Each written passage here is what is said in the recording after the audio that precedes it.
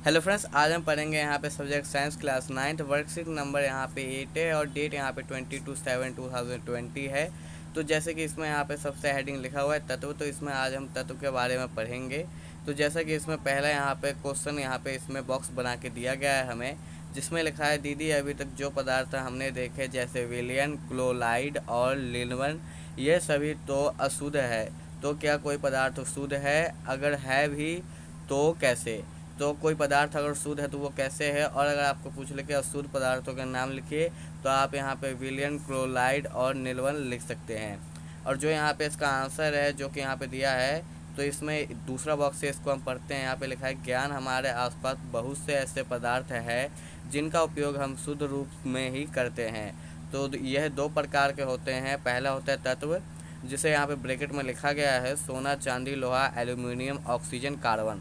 तो ये सभी तत्व होते हैं जो कि शुद्ध रूप में लगभग होते हैं। और यौगिक ग्लूकोज जल, तो ये यहाँ पे ग्लूकोज जल में एक भी ये भी शुद्ध रूप में होते हैं।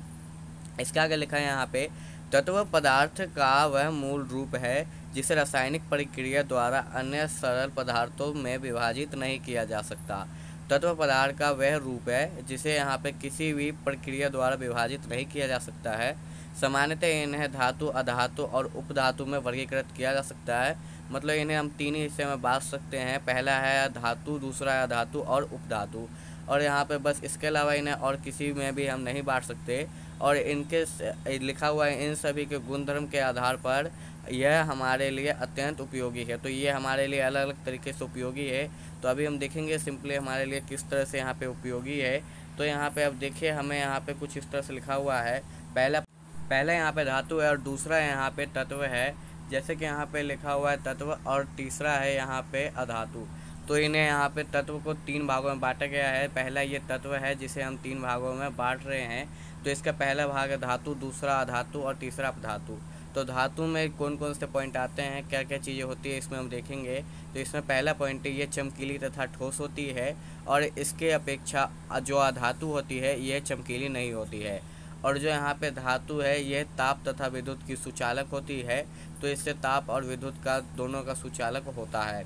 और तीसरा पॉइंट यह तन्यता होती है। जैसे कि आपने 8th क्लास में पढ़ रखा है तन्यता क्या होता है। तो इन्हें तार के रूप में सामान्य खींचा जा सकता है, जैसे सोना, तांबा, एल्यूमिनियम। और यहाँ पे चौथा पॉइंट इसमें लिखा है यह आघातवर्ध्यता होती है। तो आपने इसे भी पढ़ रखा होगा 8th क्लास में। इन्हें पीट कर महीन चादरों में ढाला जा सकता है, जैसे लोहा और सोना, तांबा। आप इसे किसी भी आकार में बना सकते हैं, जैसे कि लोहे और सोने, तांबे से बहुत ही सी वस्तु बनाई जाती है। और यहाँ पे जो पांचवा पॉइंट है इसमें लिखा है यह प्रतिध्वनिपूर्ण होती है। प्रतिध्वनिपूर्ण मतलब इन पर आघात करने से प्रतिध्वनि उत्पन्न होती है। अगर आप इस पर किसी भी लोहे की वस्तु से या फिर किसी भी चीज़ से आघात करते हैं, इससे चोट पहुँचाते हैं, तो इसमें आपको आवाज़ आएगा जो कि ध्वनि उत्पन्न होगी। अब इसकी अपेक्षा हम अधातु को देखते हैं तो यह चमकीली नहीं होती है, पहला पॉइंट है। दूसरा पॉइंट है यह ताप तथा विद्युत की कुचालक होती है। तो इससे ताप और विद्युत का सुचालक नहीं होता है।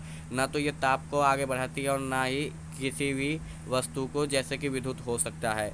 और तीसरा पॉइंट यहाँ पे यह तन्यत अथवा आघातवर्ध नहीं होती है।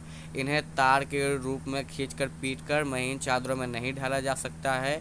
यह भंगुर होती है। इसका अगर एक उदाहरण ले तो यह कोयला हो सकता है, जिसे आप ना तो खींचकर लंबा कर सकते हैं, ना तार बना सकते हैं, और ना ही पीटकर उसे सपाट या फिर चादर बना सकते हैं। वो बिल्कुल टूट जाएगा, इसलिए यह भंगुर होती है।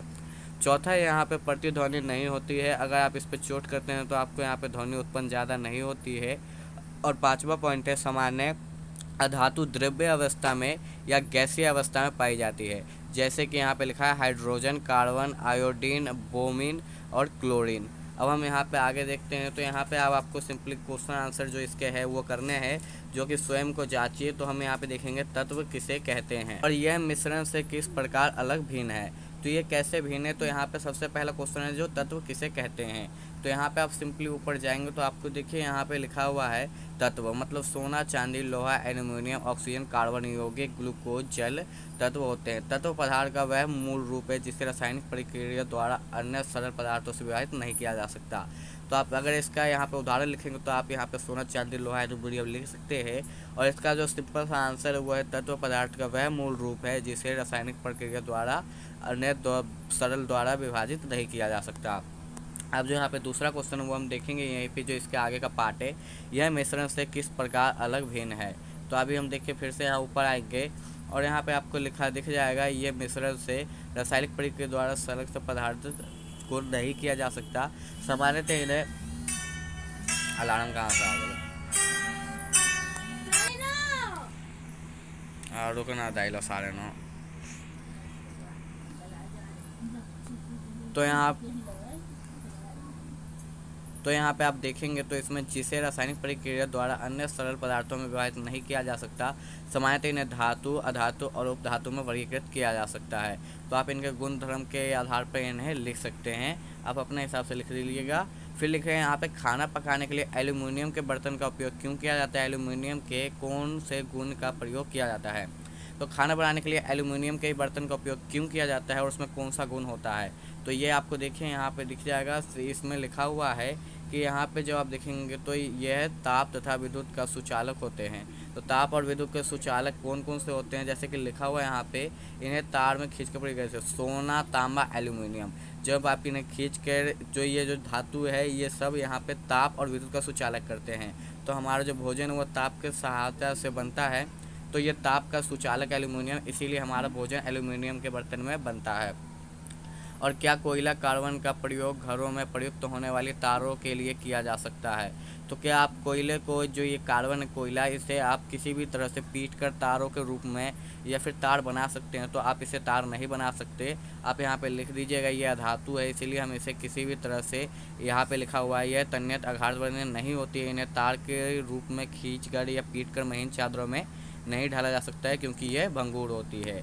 और जो यहाँ पे चौथा क्वेश्चन में लिखा हुआ है, आघातवर्णनीयता और तन्यत को परिभाषित कीजिए। तो यहाँ पे देखिए सिंपली लिखा हुआ है हमारे यहाँ पे, ये रहा आघातवर्ध्य और यहाँ पे लिखा हुआ है आघातवर्णनीयता और तन्यत। तो आप इसे यहाँ पे सिंपली परिभाषित कर सकते हैं। आप लिखेंगे तन्यत की परिभाषा, इन्हें तार के रूप में खींचकर लंबा किया जा सकता है और इन्हें किसी भी आकार में ढाला जा सकता है। आघातवर्णनीय मतलब इन्हें पीट कर महीन चादरों में ढाला जा सकता है। आप इनका उदाहरण भी लिख दीजिए। तो ये 2 पॉइंट यहाँ पे इसके आंसर है, 3rd और 4th पॉइंट। तो अगर आपको वीडियो अच्छा लगा तो हमारे चैनल को सब्सक्राइब कर दे, इस वीडियो को लाइक करके अपने क्वेश्चन हमें कमेंट करना ना भूलें।